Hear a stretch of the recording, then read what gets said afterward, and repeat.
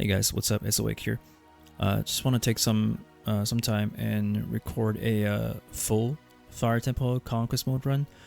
I know there's a few of them up on YouTube, but you know I wanted to get one going from a melee perspective, Gladiator perspective. It's gonna be like a montage slash guide video. I'll just break down the boss's ability as I go.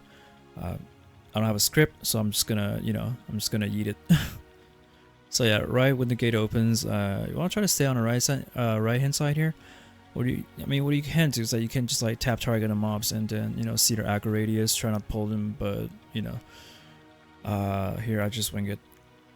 So the first thing what you want to do, there are two cooling consoles in this dungeon that are controlling the fallen meteor. Yeah, so as you guys can see, I'm going for the right side one. The second you turn off the console, it's going to stop the fallen meteor. And one thing you want to be careful here is like there is a mini boss that's going to be patrolling the area. You guys will be able to see it on the minimap. Fortunately, I did not run into him, but if you guys do and you guys aggro him, there is a safe zone on the right hand side, right here, like towards the right side. You just jump up on the rocks and then yeah, just wait until the mobs reset. But here we were fine.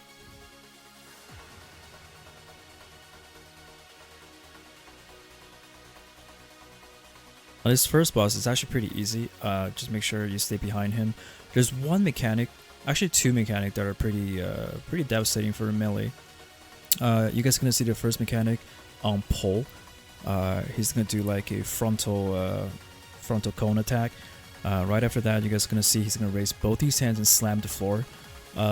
When he does that, as a melee, you want to get out because that ability actually does a lot of damage, and has a small follow up with a dodgeable yellow circle. What I do personally is like when the tank pulls, I like to kind of stay out for just a second and wait until that ground pound ability, that melee range AoE ability is over before I go in. Don't have to, but you could do it.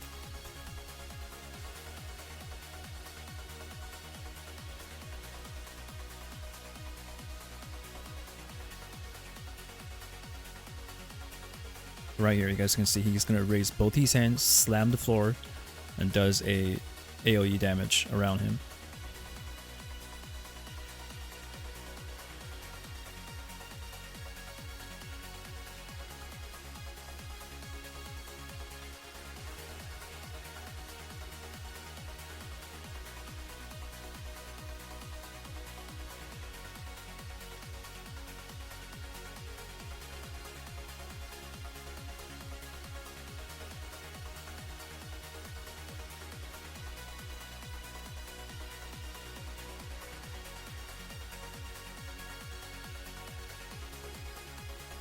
Another dangerous ability that's coming up, like he will slam the floor and basically do 3 consecutive AoEs. That's gonna expand outwards. There we go.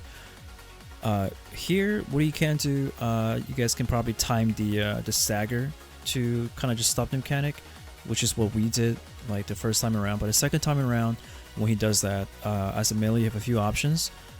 You could stay out, but I don't think you can have enough time for that unless you do it preemptively.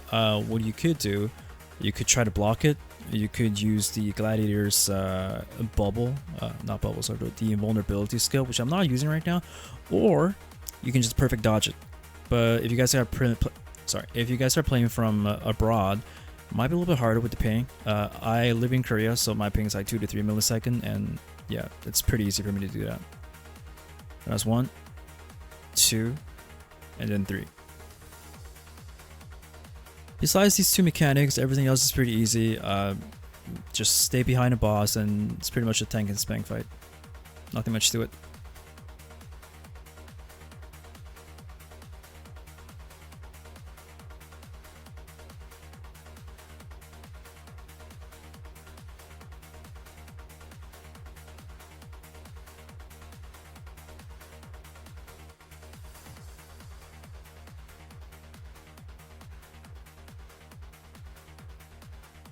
This boss as a melee, it's pretty much a walk in the park. The only one ability you want to be careful is like he will drop, I think it was 2 consecutive meteors on each player. There we go, 1, 2. You just want to stay out and dodge it or shift it. That's it. This one's pretty easy, just like a one-hit attack, just block it, you're good to go, or perfect dodge it if you want. And from there, it's pretty much just tank and spank.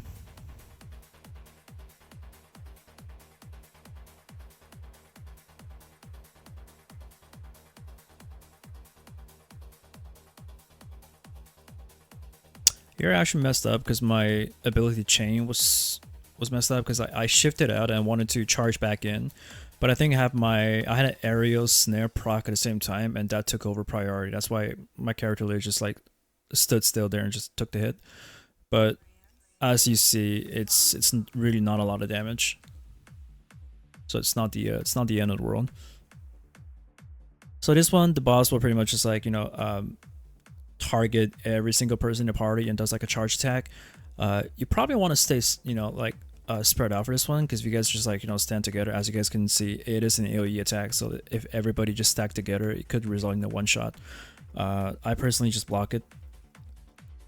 I know a lot of gladiators don't like to use the block, or not like don't use the block ability. I personally think it's a insane ability, right? It allows for much more room for misplays to happen, or sometimes it also saves you a lot of time for not having to run out from mechanic, which will result in a DPS loss.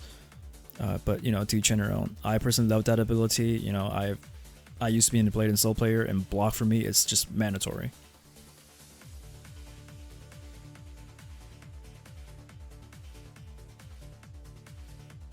Alright, we're gonna be moving on to the final boss. Well, the final boss, I like to think she has two phases with a intermission. So the intermission is a firewall phase. You guys pretty much already know that. This boss can be a little bit tricky for male players, mainly because like she's always gonna be turning and, you know, like doing her shit. But fortunately, as long as you can identify the boss's back and just, you know, just like stay on her back, you should be able to avoid like 70% of her mechanic.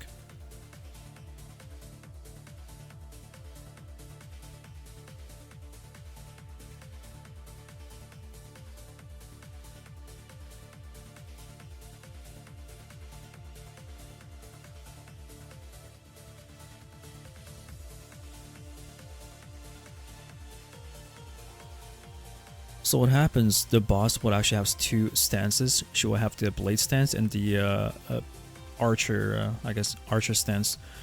So whenever she has her blades out, it's pretty easy. Just stay behind her, you know, make sure you don't get hit by her frontal, because all her attack pretty much cleaves. That's why I want to stay back.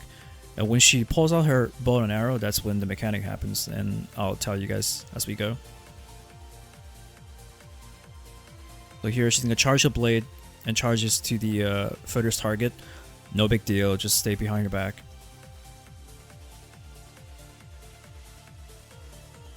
Well, this one is one of her more deadly combo. It's a 4-hit combo.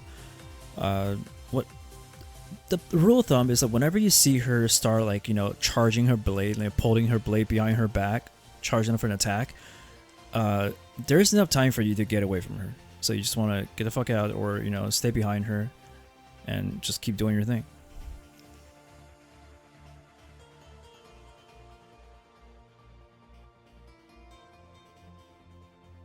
Right, so now you see she pulls out her arrow and she's aiming towards the floor. Now that's one of the most dangerous mechanic. So basically what happens is she will charge up a bow and then shoots out like a pillar of fire or like a shockwave, whatever you want to call it, aimed at every single player. You can block it. That's why I say, you know, block is actually insane in this fight, or in every fight rather. Or you can just wait a bit and just dodge it. And here there's the other arrow mechanic. So whenever she pulls out her arrow, she points it upwards, and then you see multiple split arrows. She's gonna do like, you know, that thing you just saw, where she's gonna summon a bunch of like, you know, falling arrows. It's gonna follow you around. I think it hits 7 times in total. So just keep moving and you'll be good. The other arrow mechanic is like she will point her arrows towards the sky, but this time it won't be multiple arrows. It's gonna be one big arrow. What that's gonna happen is like she's gonna be, there we go. Oh, sorry, this is another one. She's gonna, yeah, as I was saying, she's gonna be, you know, dropping. She's gonna summon like a circle underneath every player's feet, and then drop a big ass meteor. You want to make sure that you want to get out of that because it does significant amount of damage, and also it puts your character in a stun. So you see, this is Archer, but like multiple arrows, so there are 7 hits. Just move around, you'll be good to go. I actually don't know when she's going to use that mechanic. I don't remember exactly.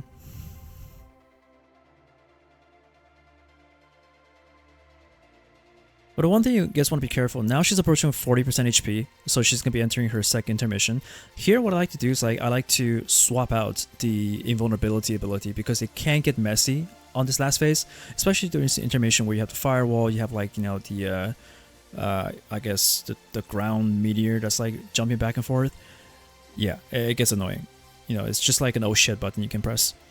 So immediately after she finishes her second intermission, now this is what phase 2 begins. So phase 2, her 4-hit / combo will turn into 8/ combo. So what she's gonna do is that she's gonna be floating in the air, and then she will do like an 8-hit combo in front of her. Now, if you stand in front of her when she does that, you are guaranteed to die unless you're like a Giga Whale with like 3000 something gear score. And also there are changes also to one of her arrow mechanic. So the one that she points the arrow towards the floor and shoots out like the shockwaves, she's gonna be shooting 2 shockwaves instead of 1. There are 2 options you can deal with this. One is like you want to wait a bit and then press block, and the block duration should be long enough to cover both waves. I personally don't like to do that because I've done that before and it killed me. So I just, you see, block and then dodge. Right, well, I guess here I kind of fucked up because, you know, I kind of like dodged to where the other party member was and I ate the damage. Not a big deal, it's not going to kill you. So yeah, what you guys just saw here was the meteor mechanic, right? So she's going to raise her arrow up in the sky. You guys going to see 1 big ass arrow, so she's going to drop meteors on everybody. And immediately after she does that, she will charge towards the player that's furthest away from her and does a 2-hit AoE combo. So as a melee, you don't want to be jumping in right away. I mean, if you're confident enough, you can jump in and then just like perfect dodge it. But yeah, that's like the entire fight. It's not very hard. Definitely takes a little bit of use to, especially, you know, finding her back. A lot of, you know, graphic effect and stuff. It can get a little bit hectic.